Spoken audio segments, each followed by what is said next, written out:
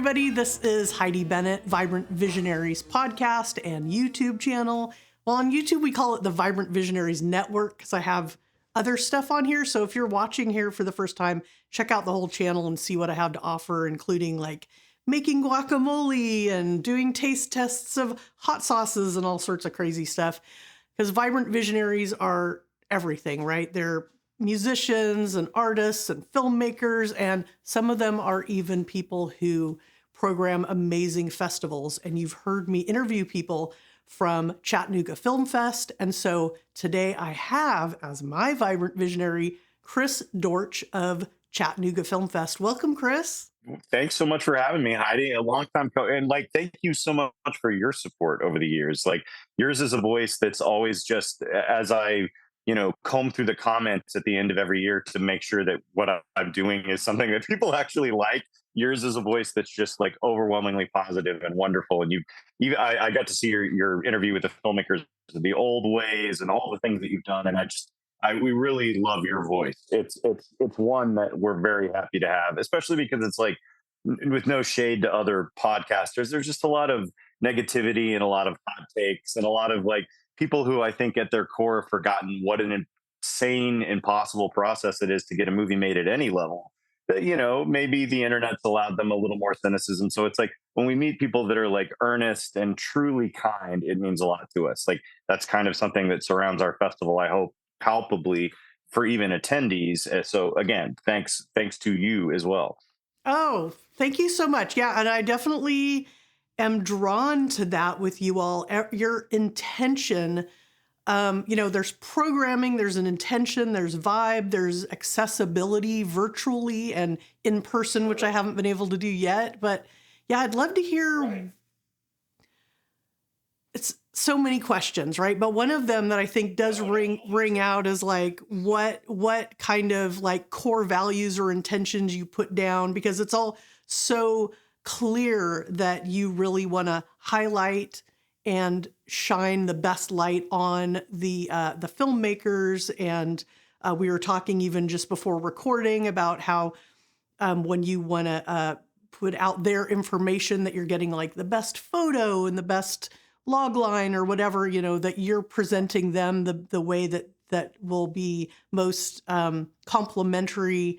But yeah, I mean, there's so much that goes into it. What's the foundation behind what you choose and then how you put it out there? Because your festival also, so far for me, for virtual festivals, has been the easiest, most fun, most interactive. And that's not even talking about what the movies are, Yeah, to me, it's like went to Sundance for the first time a few years back when we very first started CFF, and the idea was like, all right, let's scout out a few different film festivals so we can see how the absolute major leaguers do it from the tiniest little ones in the tiniest little towns, and like kind of compare all the notes. And the one thing I realized about Sundance, and obviously they have, probably the largest budget of any film festival in the world, probably one of the largest staffs and crews of volunteers. For all of that, it felt very kind of cold and clinical and not very user friendly. Like, for example, you get a badge and you're not entitled to see everything for the badge. You're given this random lottery time where you can choose tickets and hope that you get some tickets, some of those things that you want to see. And then, even then, with tickets, you're often waiting in these like long human hamster lines for like a long period of time. And I traveled with our lawyer and longtime friend of the festival, Scott Massiri, and Scott didn't get a badge. He got a lot of tickets from like scalpers and people that, so like me as a person who had a badge to that festival, there was a lot of things I wasn't able to see where people who weren't necessarily following their rules seemed to have no trouble. And it just felt like, man, I know this is the biggest film festival in the world, and certainly there's hundreds of thousands of people here, but like it didn't have that humanity or that warmth to it. And then I started to travel around to other festivals, and a great example is one right here in my backyard. It's the Knoxville Horror Film Festival, and William and his wife Jessica that run that the small micro cinema that it's sort of based out of, which is called Central Cinema. They're such kind-hearted people that they're like, this week they're doing like a benefit where they screen cats, and any money it brings in is so they can literally feed this gang of feral cats that they've been loving on that's lived behind the theater, that like anyone who comes there knows that those cats are part of the culture of the place. So it's just like when I see the kindness and the warmth and the friendships that are based around, are allowed to be fostered around a festival like that, it made me realize that what was important to me about creating a film festival was celebrating the films and the filmmakers, not the film business. Like I think, for many years, these Joel Silvers and these Harvey Weinsteins and these, hot shit, quick tempered producers, characters like Ari on that show Entourage, who seems to be like both a caricature of like, what a high powered agent would be, but there's a person that kind of does it all with lead pipe cruelty. And that's just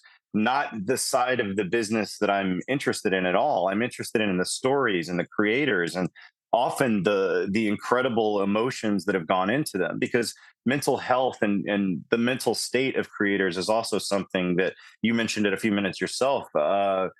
Accessibility, even in the last few years, has become something that I now, since the pandemic occurred, I almost view us as activists for both mental health and accessibility. After that first year in 2020 happened, where we went fully virtual, not only do we find a lot of folks like you that were our fans that might not have had an opportunity to travel to Chattanooga or take part in any film festival, both because of like ridiculous pricing on badges, but because of like just a lack of accessibility. And that year we started to tabulate, comments and direct messages and even Instagram things that had come into us. And there were over 2,000 comments from people saying, look, I'm financially unable, I'm disabled, I've got a family of 6 and kids, I'll never be able to travel to a film festival. This year I went to one, or this year I attended one. And no one was saying, oh, I tuned in virtually. Everyone used the word attended. Or if they saw a talk that a special guest like Gary Sherman or Dave Lawson did,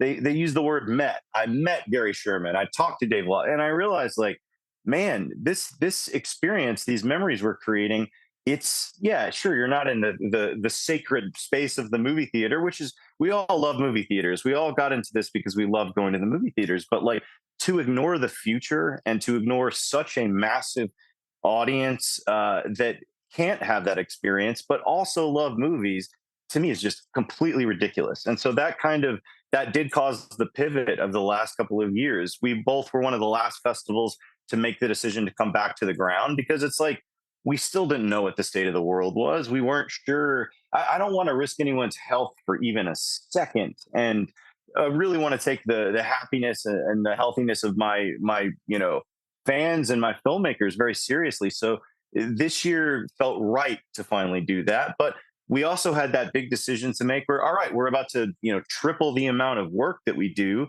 by having a virtual component tacked on to this 3-ring circus that is the on the ground proponent. But there's no way in hell that we're going to turn our back on that now. We've made too many friends and we've learned too much, and that's part of the festival. And like, I also gently try to do it without really being too mean, but like, we'll gently shade the South by Southwest of the world that seem to have decided that virtual is a bad idea now. I don't understand why festivals are dropping it just because the pandemic has ended, because it taught us something valuable about the future of this whole medium, I think. And that was the longest answer ever. I'm so sorry. No, please don't apologizing. Don't apologize for sharing a wealth of knowledge and experience and You got me ideas immediately and post thoughtfulness. caffeine today. So yeah, yeah.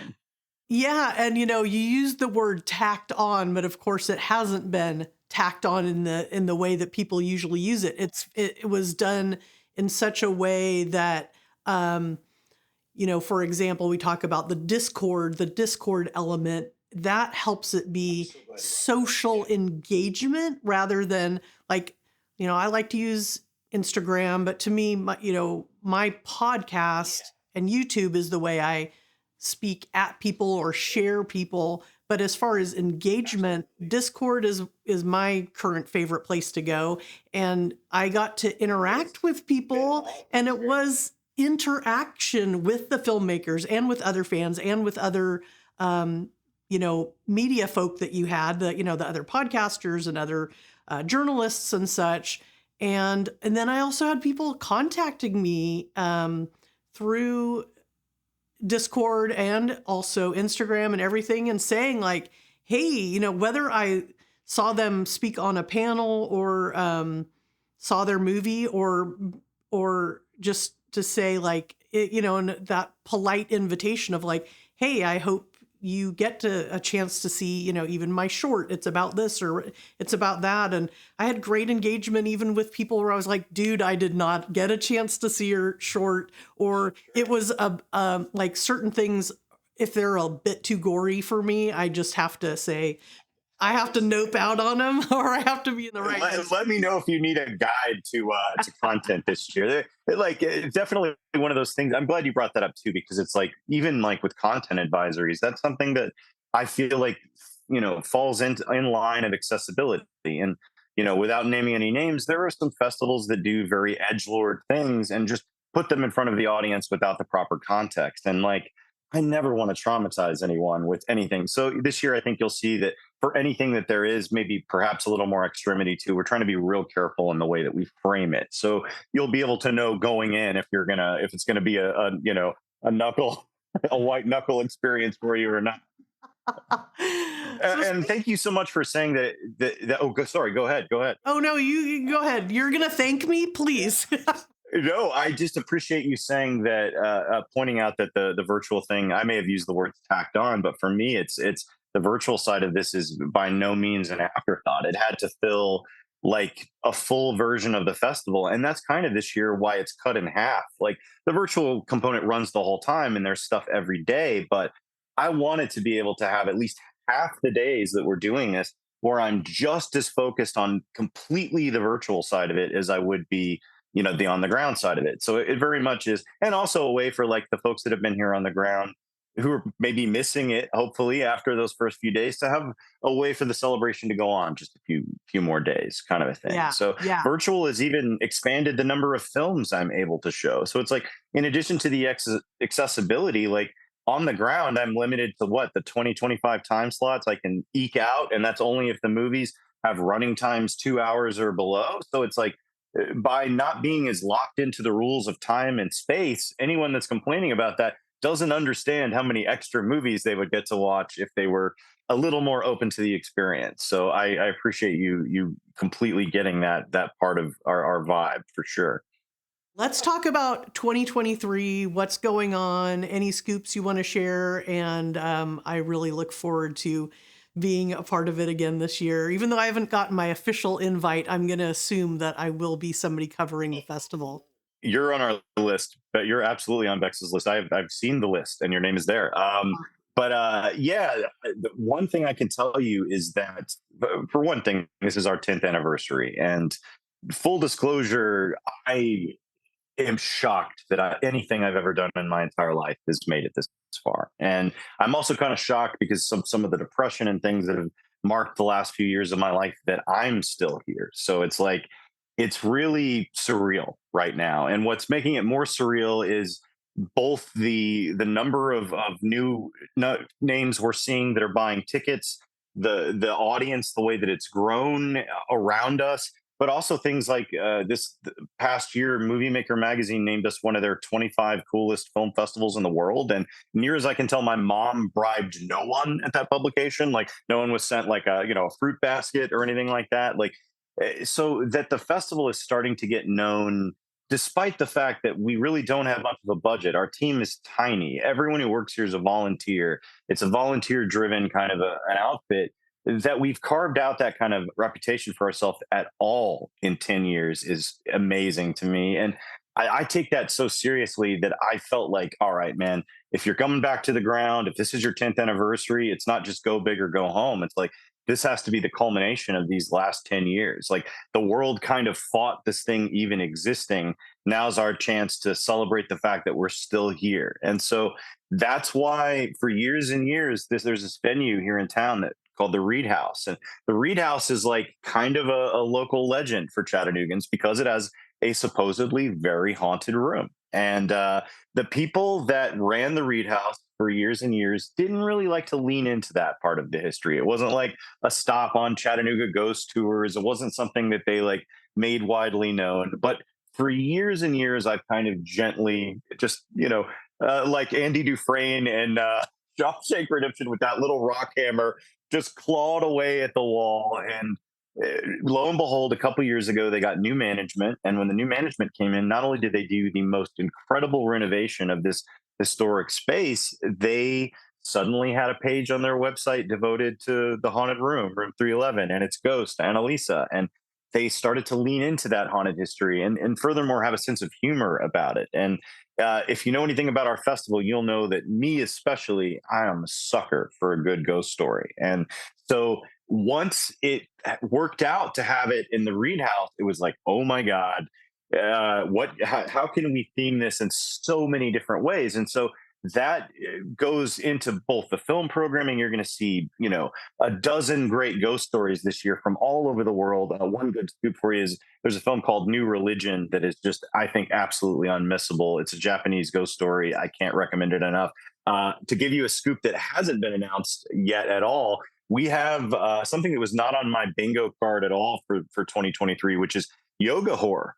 We have a terrific yoga ghost story called Mind, Body, Spirit that I am just absolutely in love with. And it's just such a great ghost story. And we're doing that both on the ground and there at the Reed House. You'll be able to watch it in a haunted hotel. But I wanted to keep that haunted theme all the way through the virtual stuff too. And there's even exclusives on both sides of the festival. So it's like you'll this press release that's coming out, we have, for example, the world premiere of a really terrific movie called American Meltdown. Well, American Meltdown is great. It's as good as any movie we're playing, but we're very intentionally premiering it on the virtual side of things because we wanted to create balance there. For those of you that are joining us virtually, it's not fair for there to be so many great things on the ground and for you guys to all to be left with this horrible sense of FOMO. Like there had to be balance. And thankfully we found filmmakers that understood that and that maybe themselves weren't able to attend and now feel like they get to come and actually do their Q&A and do it. So I do feel like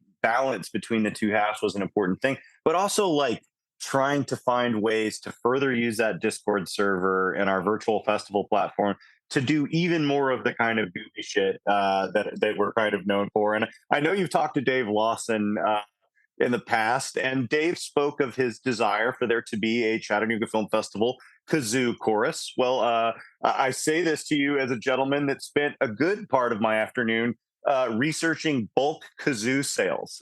And, I want you to know that I try to be a smart consumer when I spend any money related to the festival. I did look up kazoo reviews as I was doing this. And finally, we settled for some kazoos that had a bunch of 4-star reviews, but only one gentleman was like brave enough to write in and express his feelings. And all it said was 4.5 stars. Gets the job done.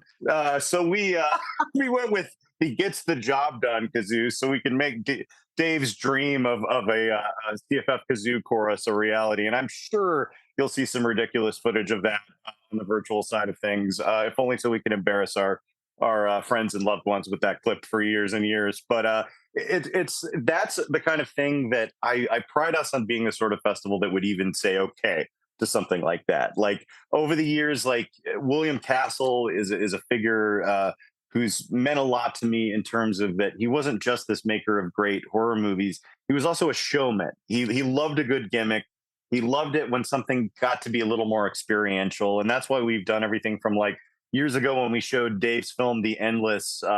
We had people convinced that they could see the movie for free if they joined a cult beforehand, and we literally printed cult paraphernalia. We had pamphlets. We had a website, our multiverse savior, with all the like tenets of the religion. And Dave, in character as Smiling Dave from the movie, handed out these little communion ascension wafers. We'd had a local chef make us that were actually like really delightful lemon cookies. And we took it so seriously that a number of folks actually walked out of that screening believing that we were really going to indoctrinate them into some dark religion that they had no idea about.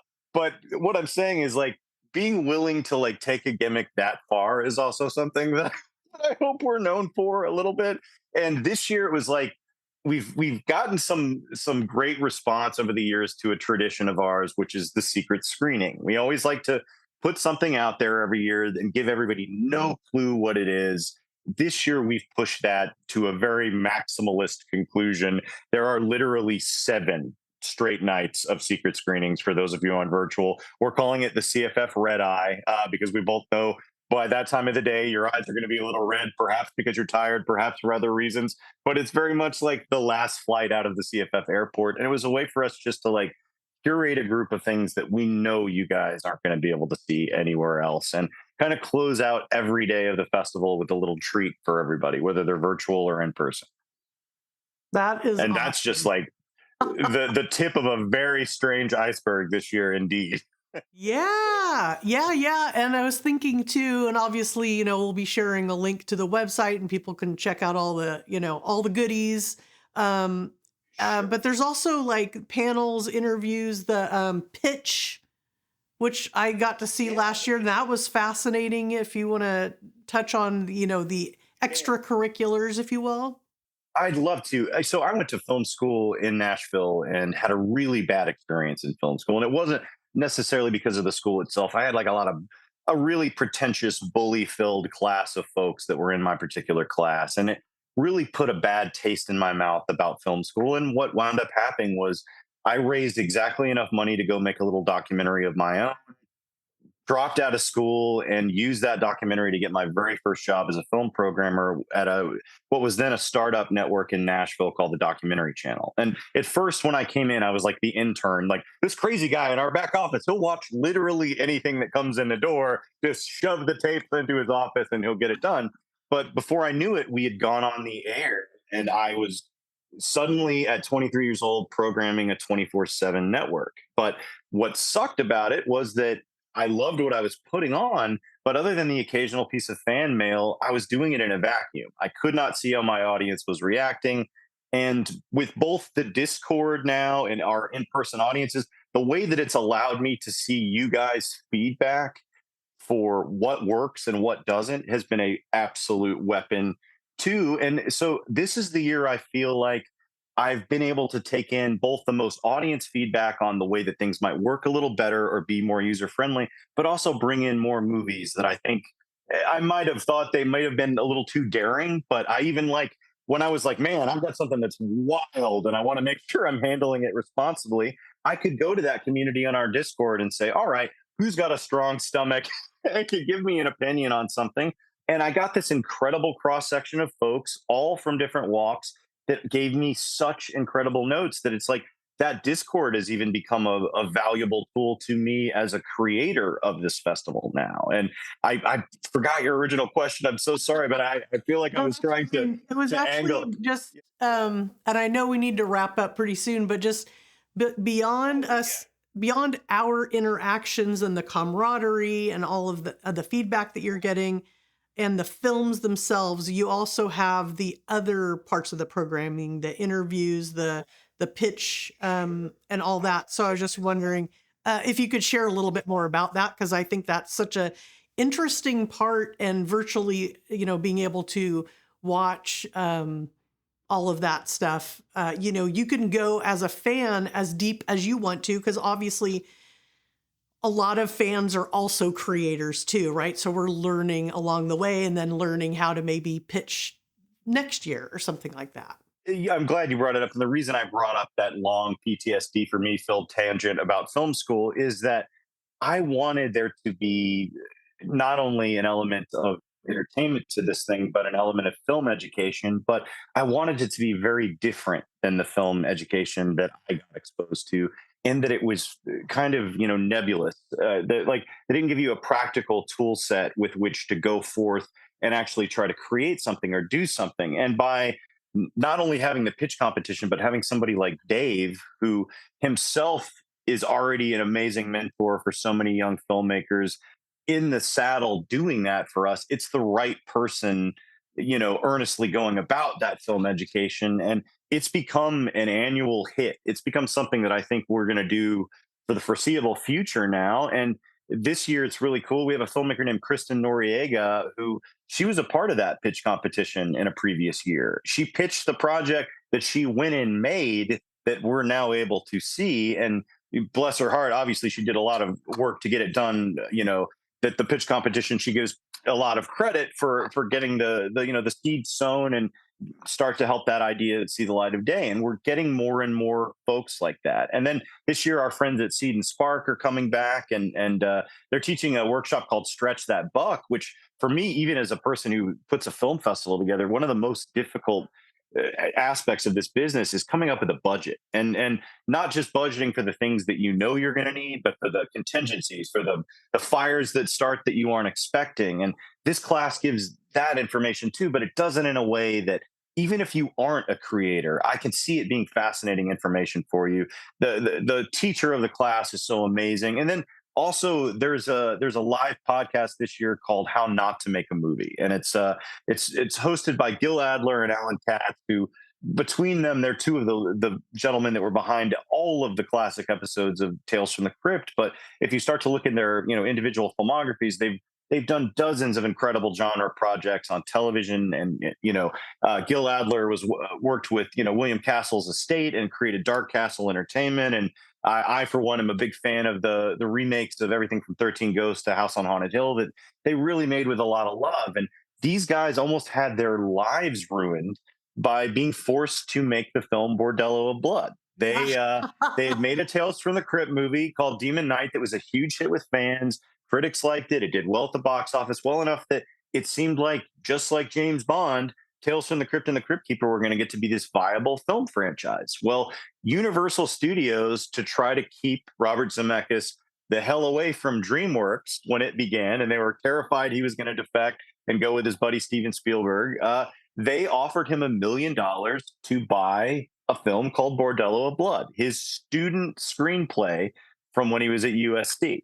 It very much reads like a student screenplay. And rather than let Gil and Al make Dead Easy, their intended New Orleans voodoo set follow up to Demon Knight, they were forced by a studio to make Bordello. And it pretty much ruined their friendship and their careers for almost 25 years. Well, one of the other things I'm excited about this year is they're going to watch Bordello of Blood with our audience virtually. For the first time in 25 years this year, and we're calling it cinema therapy. It's giving these guys a chance to exercise all the demons, but they're doing it in conjunction with their podcast, which is called How Not to Make a Movie. And to me, while it's filled with wildly entertaining and often lurid Hollywood stories, there's also a lot of great information about why it can be just as important to be an independent creator, why your values aren't necessarily something that you have to concede on if you're making your own project. And so to me, they teach you as much about the importance of independent filmmaking as they do offer a few genuinely terrifying and often Stallone filled cautionary tales from the studio system. So it's like, I feel like it's like what, edutainment. It works for both. Absolutely. That's the kind of stuff. As a film fan and an occasional filmmaker myself, it's like these are the things that I've really taken a lot of joy in watching how our audience responds to them. So it's like, I'm glad to hear you bring up the pitch competition. I love Dave dearly, and what he's brought to the festival with that is more interactivity and more understanding that we're here to help filmmakers on every step of their journey, not just when they have a shiny new world premiere for us, kind of thing. That's a perfect way for us to cut it off, because I actually have to cut things off right now. I'll share all the links to how people can get tickets and join the party. Thank you so much for joining me, Chris. And I would love to do this again sometime. Hey, anytime, you let me know. And also, obviously, this goes for Bex too, but any guests this year that are coming along that you'd like to speak to, there's some great folks that I think you would really get a kick out of. Al and Gil alone, the Tales from the Crypt guys I mentioned, that is an interview you need to have. There is that would be awesome. I've seen Bordello of Blood a bunch of times too. So. Yeah, same. I saw it in Tin Cup theatrically the same day, and I was like, this was a weird day. So thanks a lot, Heidi. I know you got to run, but I really appreciate your. Thanks. It's been a blast.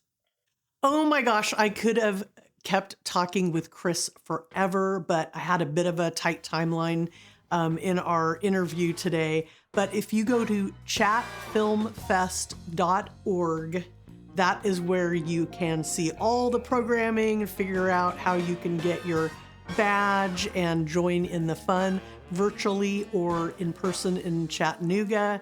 This has been Heidi Bennett, Vibrant Visionaries, and ciao for now.